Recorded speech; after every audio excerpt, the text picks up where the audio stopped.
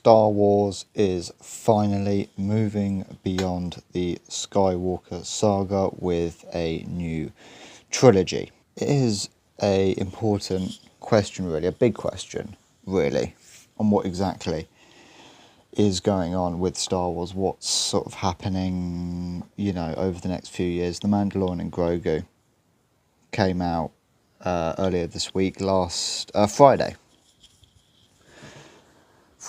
We got The Mandalorian and Grogu. I will be seeing it.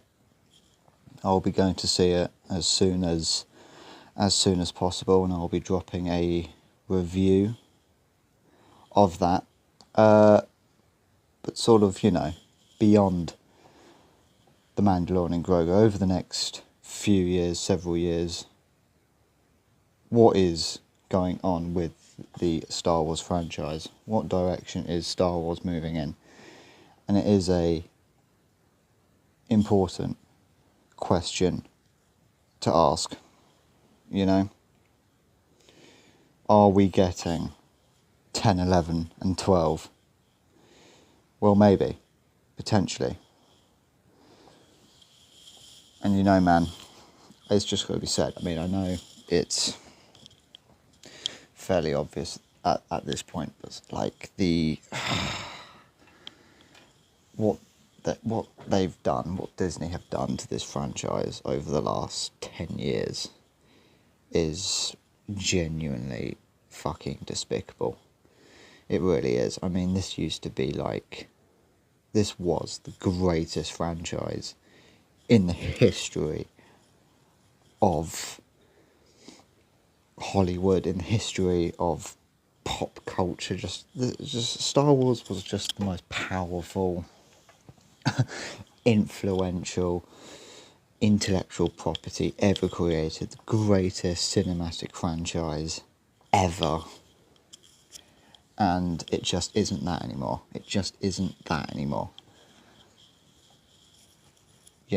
If you went back to like 2010 even, or even like right when the prequels had wrapped up, even with the backlash that came with the prequels, even with that, Star Wars was still the greatest cinematic franchise, most influential intellectual property ever created, even with the backlash of the prequels. But Disney have just poured gasoline over the entire thing and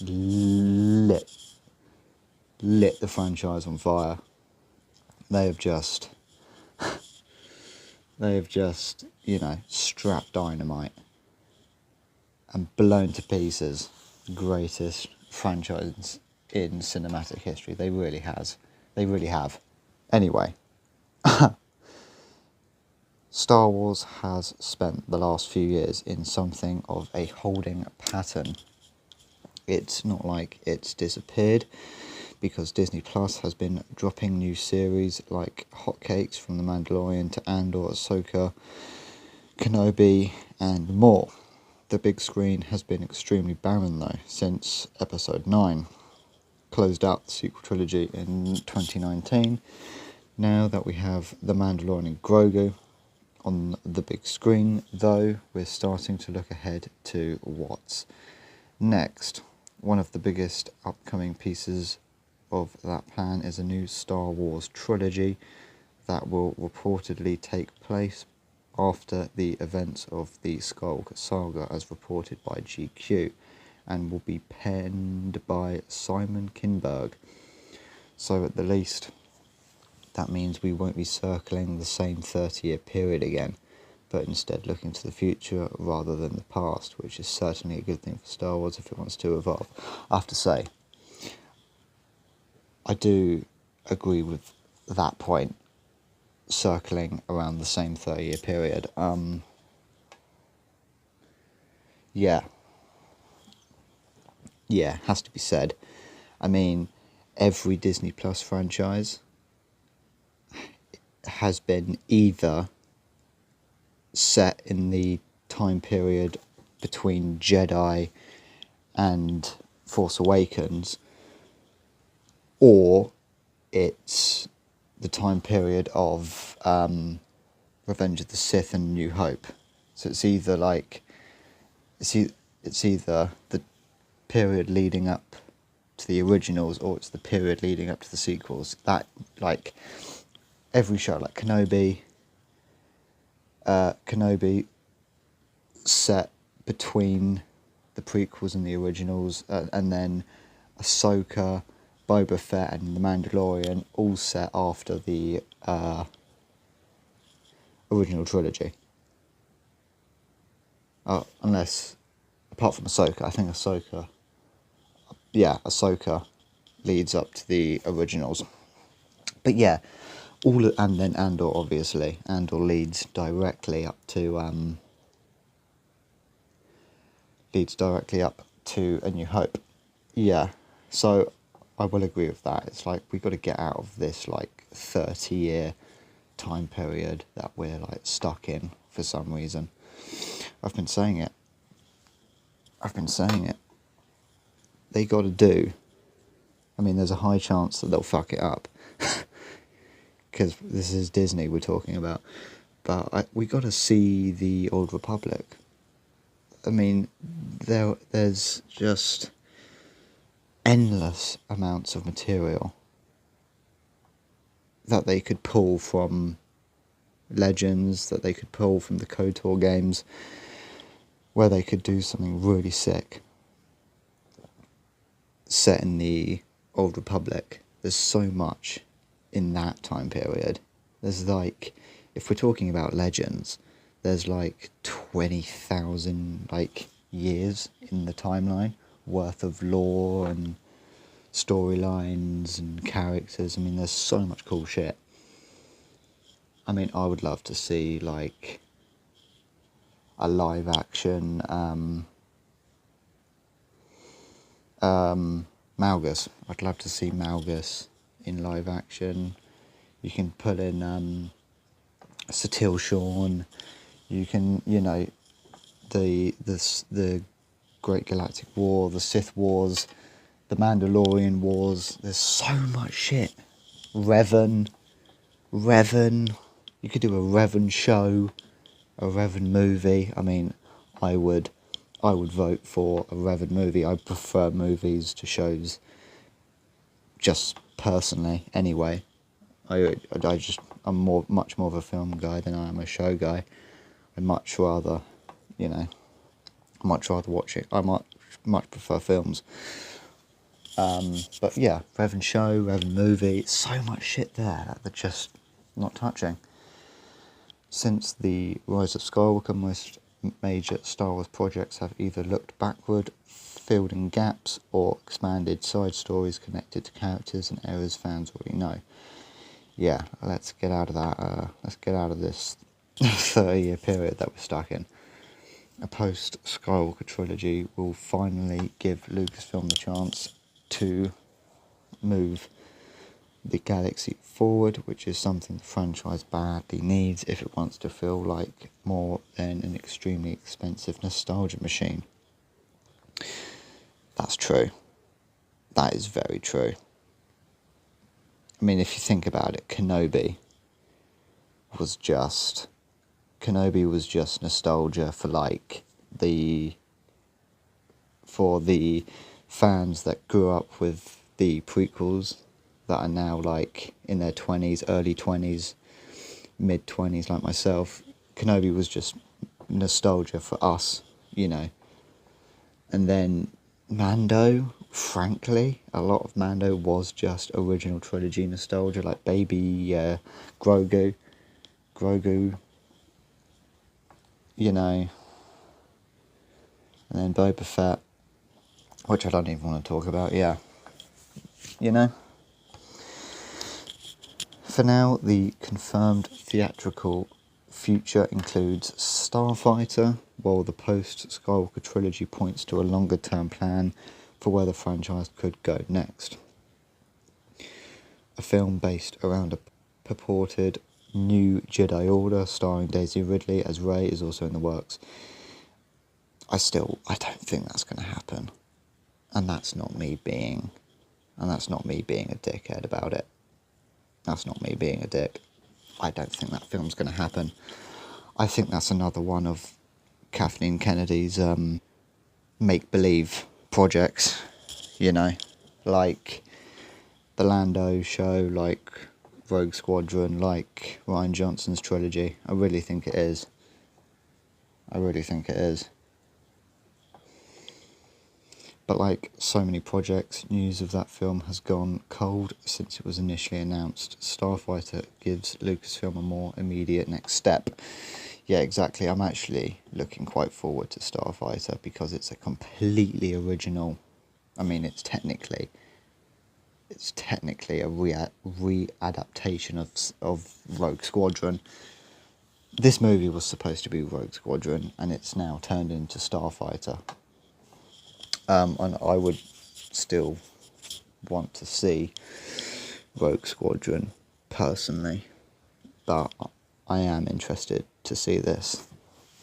The cast of Starfighter includes Ryan Gosling, Flynn Gray, Matt Smith, Mia Goth, Aaron Pierce, Simon Bird, Jamel Westman, Daniel Ings, Amy Adams, and the film is written by Jonathan Tropper and is directed by Sean Levy, who's high off of the glory of Deadpool and Wolverine.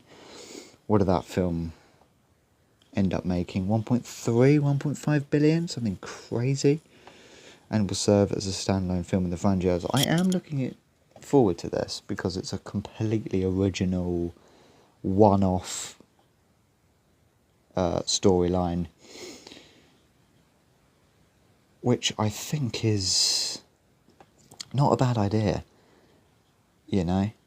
It's not a bad idea to do these sort of completely original one-off storylines, maybe, you know, that are maybe a bit risky, you know? Which is, if you think about it, sort of what Star Wars 1977 was, you know? A very risky, independent, kind of artsy, almost student film-esque production. High chance that it wasn't going to turn into a franchise. I mean, franchises weren't really a thing back then. You know, you had Star Trek, you had you had Star Trek. I mean, you didn't really have franchises. You definitely didn't have franchises like we think we have franchises now. So, you know, if Star Wars can sort of recapture some of that energy, that would be awesome. But yeah, I'm going to be seeing The Mandalorian and Grogu in the next few days, and I will drop a review, drop my thoughts on that. And I am genuinely quite excited for Starfighter. I'm intrigued to see what will come of Starfighter. Ryan Gosling's pretty good in everything he does. Doesn't really disappoint. He's just done Project Hail Mary. Lot of fun. And obviously Sean Levy's just done Deadpool and Wolverine, so he's riding high from that. But if they are going in the direction of 10, 11 and 12, personally I think it's too soon. I think they need to take their time. I think they really need to take their time to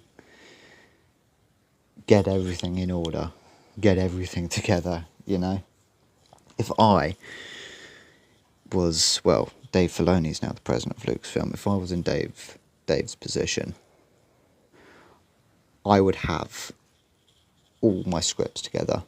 I would have 10, 11, 12 ready to go, like the scripts, screenplays, ready to go. So there's complete narrative cohesion. And I know that's not exactly how George did it, but they're not really in they're not in George's position. They've really can't take the risk of not being fully prepared. They just can't. I understand that George wrote, he wrote 4, 5 and 6 one at a time. He had sort of the overall story, because it was originally meant to be one huge film, and then he realised it was going to be too expensive and too big, so he was going to have to split it into a trilogy. But then after that point, he wrote, the screenplays were written one at a time, and then with the prequels he wrote 1, 2 and 3 at a time. But frankly, Disney really aren't in a position to do that. They seriously fucked up the sequel trilogy, and they have completely pissed all over the greatest franchise ever created. So they are not in the position to fuck anything else up. So if they are moving in the direction of 10, 11 and 12, they really need to be on top of their shit. They need to be on that A game if this is the direction they're going in. It's not really anything that nobody else has said like a million times, This specific commentary is almost getting boring, even for me repeating the same talking points, as they would say, is getting boring. I mean, everyone knows this at this point, This has been going on for 10 years, so the commentary is pretty boring at this point, That's all that can really be said on this at this point. So, yeah, my Mandalorian and Grogu review will be dropping soon. So, yeah, stay tuned.